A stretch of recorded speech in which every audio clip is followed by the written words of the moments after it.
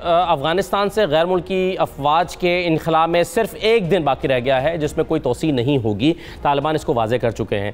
अब इनखला के लिए पाकिस्तान ने अपना भरपूर किरदार अदा किया है, दुनिया भर की जो फोर्सेज हैं उनकी मदद की है और दुनिया भर के ममालिक ने इसको सराहा भी है। फ़र्दन टेलीफोन करके पाकिस्तान की हुकूमत का शुक्रिया अदा किया गया है और पाकिस्तान से कहा गया है कि उन्होंने बहुत अहम और बड़ा इंपॉर्टेंट रोल प्ले किया है, इसमें पाकिस्तान को सराहा गया। लेकिन इसके साथ साथ कहीं कहीं ये तशवीश भी पाई जाती है, ख़ासतौर पर इस्लामाबाद एयरपोर्ट से जब कुछ तस्वीरें हमारे सामने आई कि जी गैर मुल्की फोर्सेज जो हैं वो पाकिस्तान क्यों आ रही हैं, यहाँ पर स्टे क्यों करेंगी और इससे पाकिस्तान की साख को कोई नुकसान तो नहीं पहुँचेगा, पाकिस्तान को मसला तो नहीं होगा, पाकिस्तान के लिए आने वाले दिनों में कोई प्रॉब्लम्स तो पैदा नहीं होंगे।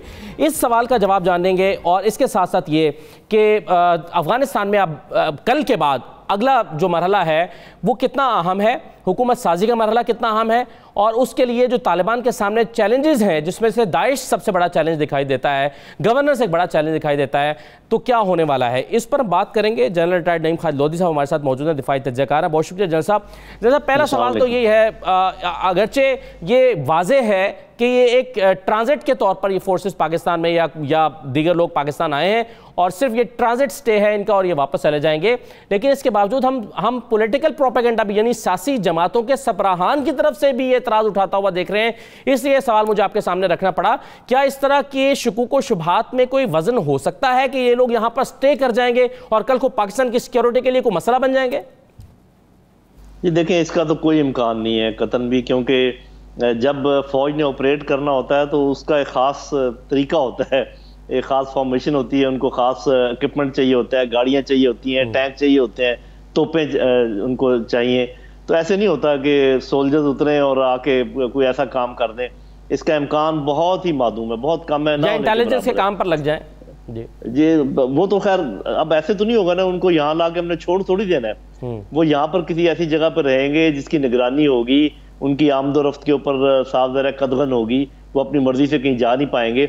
लेकिन मेरे अपने ख्याल में बहुत बेहतर होता अगर ये जब उतरते पाकिस्तानी ज़मीन पर तो ये वर्दी में ना होते, जो कि कोई मुश्किल काम नहीं था, ये जहाज में कपड़े बदल लेते या जो भी करते, कोई इतना वो बड़ी बात नहीं थी। लेकिन ये कि मुझे आप इससे ज़्यादा जिस बात का मेरे ज़हन पे बोझ है वो ये है कि देखें, यूके ने कहा हुआ है कि जी पाकिस्तान रेड जोन में है, कि वहाँ से लोग इधर नहीं आ सकते और ये लोग अभी यहीं से उतर के सारी दुनिया में फैलेंगे। तो पाकिस्तान ने ये मुतालबा क्यों नहीं किया कि आप हमें रेड कंट्रीज में से निकालें? दूसरा ये कि ये तारीफें तो सुबह शाम होती रहती हैं, लेकिन जब बात आएगी FATF की फिर ये सारे आपके खिलाफ वोट दे देंगे। तो ये मौके होते हैं चीजें मनवाने के। हम लोग बहुत ही ज्यादा इन्हिसार करते हैं दूसरों की भाईबंदी के ऊपर, खुश अपने उनके इखलाक के ऊपर। ये भाई, ये इंटरनेशनल पॉलिटिक्स इखलाकियात पे थोड़ी चलती है, एक हाथ से लो दूसरे हाथ से दो।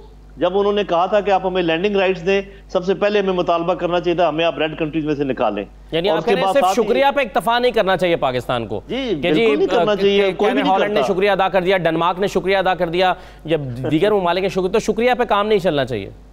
बिल्कुल जी, शुक्रिया काफी नहीं है। ये तो सारा रियल पॉलिटिक्स है, एक हाथ लो और एक हाथ दो। इस पर हमें जरूर करना चाहिए। हम किस दुनिया में रहते हैं, हम किस किस्म के भाईचारे का एक्सपेक्टेशन कर रहे हैं? तो मुझे नहीं मालूम कि पाकिस्तान ने क्या मनवाया क्या नहीं मनवाया, लेकिन ये तारीफें तो आपको पता है अमेरिका ने भी बेशुमार की हैं और साथ ही आज वो कह रहे हैं पिछले हफ्ते से कि जी सैंक्शन कर देंगे हम पाकिस्तान को। तो ये सारी चीज़ें ज़रा ध्यान से करने वाली हैं और मेरा ख्याल हमने सौदा अच्छा ही किया होगा, लेकिन मुझे मालूम नहीं है। सही है। अच्छा जनरल साहब, ये बताइए कि अब एक दिन रह गया इनखला में, और उसके बाद आपके ख्याल में अफगानिस्तान के सामने कौन से चैलेंजेस हैं जो सर उठाए खड़े हैं? जी देखें, सबसे बड़ा चैलेंज तो आपने जिक्र भी किया और हम सब जानते हैं, वो ब्रॉड बेस्ड गवर्नमेंट बनाने का है, क्योंकि वहाँ पर जो एथनिसिटीज़ हैं, वहाँ पर जो सेक्टेरियनिज्म है, वहाँ की जो जोग्राफी है, वहाँ के जो प्रोविंसेस हैं, सबको सेटिस्फाई करना इतना आसान काम नहीं होगा। लेकिन जिस तरीके से अफगान तालिबान ने लोगों के साथ बातचीत करके बगैर खून खराबे के इतना बड़ा कारनामा अंजाम दिया है कि पूरे वो आज़ाद करवा लिया पूरे अफगानिस्तान को, तो मुझे कोई ज़्यादा शक नहीं है कि ये लोग पॉलिटिकल अकूमन का मुजाहरा करेंगे। और आप देखेंगे कि ये 31 को जाएंगे तो एक हफ्ते के अंदर अंदर 10 दिन के अंदर अंदर ये एक मखलूत हुकूमत बना लेंगे। लेकिन ये मैं ज़रूर कहूँगा कि जो स्टेबिलिटी है, जिसको पॉलिटिकल स्टेबिलिटी कहते हैं, क्योंकि लोग इतराज़ करेंगे जो भी ये काम करेंगे, तो दो साल कम से कम लगेंगे पॉलिटिकल स्टेबिलिटी के लिए, और 5 से 6 साल लगेंगे इकोनॉमिक स्टेबिलिटी के लिए, क्योंकि जो दूसरा मरला है इसके बाद वाला, जिसमें आपने मुल्क को चलाना है, ये भी कोई आसान बात नहीं है। पूरा आपको पता है इंफ्रास्ट्रक्चर नहीं है, ब्यूरोक्रेसी नहीं है, लोग भाग गए हैं क्वालिफाइड लोग, तो ये इसको कैसे ये हल करते हैं, ये मेरा ख्याल है कि काफ़ी इनके लिए चैलेंजिंग होगा। और मैं समझता हूँ कि जो लोग मदद करना चाहते हैं अफगानिस्तान की, जो वहाँ पर अमन चाहते हैं, जिसमें बहुत सारे ममालिक शामिल हैं, उन सबको चाहिए कि इस सिलसिले में जिस चीज़ की भी मदद उनको चाहिए हो उसकी उनकी वो मदद करें। ये 2 मुश्किल मराइल हैं उनके सामने जी। अच्छा जनरल साहब, आपने बात की कि जो क्वालिफाइड लोग हैं जो मुल्क को चला सकते हैं वो वहाँ से भाग गए हैं। ऐसा भी लगता है कि उन लोगों को इंटेंशनली वहाँ से निकाल लिया गया है। कुछ लोगों का ख्याल है कि अमेरिका और दूसरी ताकतों की तरफ से इन लोगों को जानबूझ कर निकाला गया है ताकि यहाँ पर एक वैक्यूम पैदा हो। आपके ख्याल में ये इंटेंशनल एफर्ट लगती है, ब्रेन ड्रेन? जी देखें, ये ब्रेन ड्रेन ही नहीं, ये जो एफर्ट आपने देखा कि जिस तरीके से जितना टाइम इनको मिला था, इनके लिए बहुत आसान था अपने फौजियों को निकाल लेना, बहुत टाइम था उसके लिए। लेकिन ये तो जहाज इन्होंने भर दिए अफगानियों से। ये अलग बात है कि काफ़ी सारे अफगानी तो सिर्फ इसलिए बाहर गए हैं कि वहाँ पर ज़्यादा सरसब्ज़ व शादाब इलाकों में जाने के लिए, अपने रोज़ी पानी के लिए। लेकिन बहुत सारे ऐसे लोग भी हैं जिनका आप जिक्र कर रहे हैं, जिनका मैं जिक्र करूँ। हाँ जी, एक तो इकोनॉमिक माइग्रेशन है, दूसरा ये ब्रेन ड्रेन भी है जिसका आप जिक्र करें। तो ये 3 इसके हिस्से होंगे, एक ब्रेन ड्रेन होगा, एक इकोनॉमिक माइग्रेशन है जो बड़ा इसका चंक है, और एक वो लोग जिनको ये इस्तेमाल करना चाहेंगे अगर इनका बस चला और ये आगे से भी मुखासमत की पॉलिसी रही, जिसका मेरे ख्याल में इम्कान अभी कम है। तो ये 3 ग्रोह हैं जो बाहर उनको लेकर गए हैं। तो देखें, मुझे लगता है कि जैसे अफगान तालिबान ने सरप्राइज किया है दुनिया को हर शोबे में, जब वो गुफ्तगू कर रहे थे, जब वो नेगोशिएशन कर रहे थे, जो उन्होंने हिकमत अमली इख्तियार की, फौजी जो उन्होंने हिकमत अमली इख्तियार की लोगों के साथ बातचीत करके बगैर लड़ाई भड़ाई के, और अगर ये ब्रॉड बेस्ड गवर्नमेंट भी 10 दिनों में बन गई तो मेरा ख्याल है ये मुल्क भी चला लेंगे। सही है। अच्छा जनरल साहब, ये बताइए कि आपके ख्याल में दाइश हालिया धमाकों के बाद कितना बड़ा चैलेंज होगा तालिबान के लिए, और दाइश के हमले जो है वो क्या तालिबान की कमज़ोरी को जाहिर करते हैं, अगरचे उनकी वहाँ पर अभी हुकूमत नहीं है, या फिर अमेरिका की कमज़ोरी को जाहिर करते हैं? ये कितना बड़ा चैलेंज होगा आपके ख्याल में? जी देखिए, जो दाइश हमले कर रही है और जो हमारे भी फायरिंग हुई है, बहुत सारे लोगों ने फ़ौरन उसका मुद्दा डालने की कोशिश की है अफगान तालिबान पर। अभी तो भाई वहाँ हुकूमत बनी ही नहीं है, हुकूमत की अमलदारी तो अभी शुरू होनी है। दूसरी बात यह है कि तालिबान किस चीज़ में अच्छे हैं आपके ख्याल में? सबसे अच्छे किस चीज़ में है? वो सबसे अच्छे फाइटिंग में है। तो ये तो मैं आपको लिख के दे देता हूँ आज as a general with my experience, कि ये जो लड़ाई भड़ाई वाले जितने ग्रोह हैं, इनको तो ये 6 महीने 1 साल के अंदर अंदर बिल्कुल नीस्तो नाबूद कर देंगे। और इनके लिए ज़्यादा प्रॉब्लम पॉलिटिकल रेंगलिंग और इकोनॉमिक प्रॉब्लम्स और गवर्नेंस, ये इनके मसाइल होंगे। और ये लोगों से लड़ के उनसे जगह खाली करवाना, उनको अपना इलाका इस्तेमाल ना करने देना, ये अगर मुझसे पूछे तो इनके लिए एक चुटकी का काम है।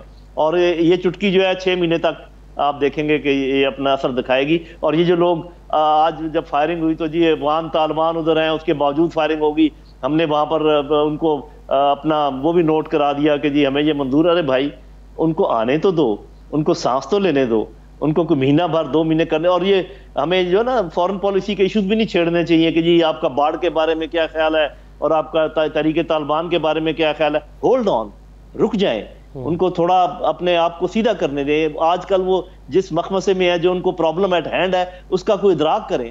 तो मैं बड़ा हैरान होता हूँ। लेकिन सही है, लेकिन ये बात ठीक है आपकी, लेकिन जैसा साहब अपने भारत जो पाकिस्तान को दरपेश चैलेंजेस हैं उन पर भी तो एक नज़र रखनी ही पड़ेगी। इसीलिए जहन में सवाल पैदा होता है कि क्या तालिबान इंश्योर करेंगे इस बात को, और वो ये कर पाएंगे कि अपनी सरजमीन किसी के खिलाफ इस्तेमाल ना होने दें? मेरी मुराद तहरीके तालिबान पाकिस्तान की तरफ है। जी, मैंने आपको बताया ना कि एक ही चीज़ में बहुत अच्छे हैं, और चीज़ों में होंगे, और वो है लड़ाई, और वो है जो जत्थे उनको ख़त्म करना। और जब उन्होंने कह दिया है, और ये वादा अगर तो सिर्फ पाकिस्तान से किया होता तो हम शक व शुबे का हमें होता, चीन से वादा किया है कि ETI इनको जगह नहीं देंगे, रूसियों को कहा है कि चेचन्स को जगह नहीं देंगे, ईरानियों को कहा है कि हम ख्याल रखेंगे हज़ारात का, उनकी प्रोटेक्शन करेंगे, हमें कह रहे हैं कि हम अपनी ज़मीन इस्तेमाल नहीं करने देंगे। सब्र तो करें, उनकी रिट कायम होने तो दें, उसके बाद फिर ये सारे सवाल हम करेंगे 6 महीने के बाद, 4 महीने के बाद। आज ये सवाल बिल्कुल लघु सवाल आते हैं उनसे करना, जबकि ना उनकी हुकूमत बनी है ना उनकी कोई अमलदारी है वहां पर मुकम्मल तौर पे। सही है। अच्छा जनरल साहब, ये बताइए कि भारत ने जो वहां पर 4 बड़े कौंसल खाने और फिर दर्जनों दफातर बनाकर हज़ारों लोगों को वहां पर बिठाया हुआ था, ये भारत क्या अपनी सारी इन्वेस्टमेंट को तबाह होता देखकर सब्र शुक्र करके बैठ जाएगा साइड पे, या पाकिस्तान को इस तरफ से ज़्यादा अवेयर होने की ज़रूरत है? पाकिस्तान के लिए चैलेंजेस क्या हैं अब आने वाले दिनों में? जी देखिए, वो तो भारत ने पहले पाकिस्तान को दोनों तरफ से घेरा हुआ था, और अब वो ये नहीं कर पाएगा वेस्टर्न। और गो के मैं ये नहीं कहता कि भारत के साथ तालिबान के या तालिबान हुकूमत के ताल्लुकात नहीं होंगे, होंगे, इकनॉमिक ताल्लुकात होंगे, ट्रेड भी होगी, जो उन्होंने प्रोजेक्ट इनकम्प्लीट छोड़े वो भी होंगे, लेकिन अब रॉ को वो खुल खेलने का मौका नहीं मिलेगा जो पहले हमारे साथ, जैसे हमारा खून बहा रहे थे अशरफ गनी के साथ मिलकर, तो वो तो नहीं हो पाएगा। लेकिन बाकी उनके ताल्लुकात होंगे। साफ ज़ाहिर है भारत के पास हमला करने के लिए पूरी ईस्टर्न बॉर्डर मौजूद है, उसके बाद हमारे पानी जितनी हमारा कोस्ट लाइन है वो मौजूद है, लोगों को अंदर धकेला जा सकता है कहीं ना किसी तरीके, लेकिन बहुत कम हो जाएगा, बहुत उनके लिए मुश्किलात पैदा होंगी। और अगर पाकिस्तान ने थोड़ा सा हिम्मत की और जवाबी कार्रवाइयाँ शुरू की, क्योंकि मैं ये कहता हूँ शिकायतें लगाने से कुछ नहीं होता कि वो देखे मुझे मार रहा है, वो देखे मेरा खून बहा रहा है। अरे भाई, जो आपको एक थप्पड़ मारे उसको 2 चांटे आगे से मारे, फिर देखें क्या होता है। बहुत शुक्रिया जनरल रिटायर्ड नईम साहब, प्रोग्राम में हमारे साथ मौजूद थे।